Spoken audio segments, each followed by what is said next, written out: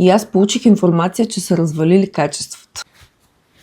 Когато стартирахме с Getway EV, ролерите пристигаха при вас по този начин. В една тюлена турбичка, така изглеждаха. Може да забележите качеството на самото кадифе. Лъскаво е, изглежда ефтино. Не ни хареса. При положение, че взимаме по 40 лева на комплект, решихме да подобрим потребителското изживяване, за да може вие да сте все по-щастливи. Ето така пристигат ролерите при вас в момента. Тия със същата тюлена турбичка вътре за съхранение. Така изглеждат сегашните. Този плат е с около 30% по-скъп от този плат. Истината е, че не е лесен за намиране, затова когато го открихме, предплатихме може би за година, за две, за да сме сигурни, че ролерите ще продължават да пристигат при вас в най-доброто си качество. Кадифе пак е с посока. Много по-луксозен вид има самият ролер, отколкото както беше в началото. Тъй като ролерите са нов продукт за българския пазар, ние работим непрекъснато, за да можем до такава степен да ги доизкусорим, че да не се налага повече нищо да променяме. В този етап сме променили следните неща. Външния материал,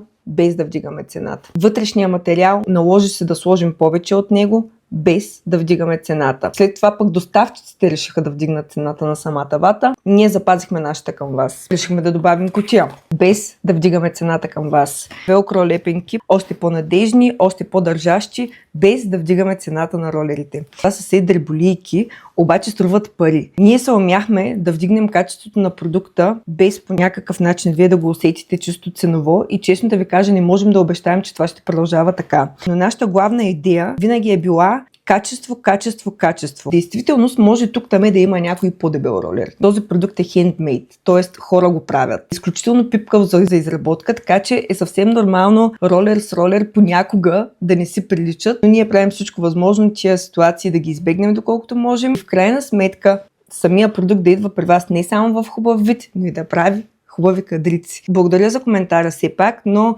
качеството е единственото нещо, с което ние никога няма да направим компромис. Чао!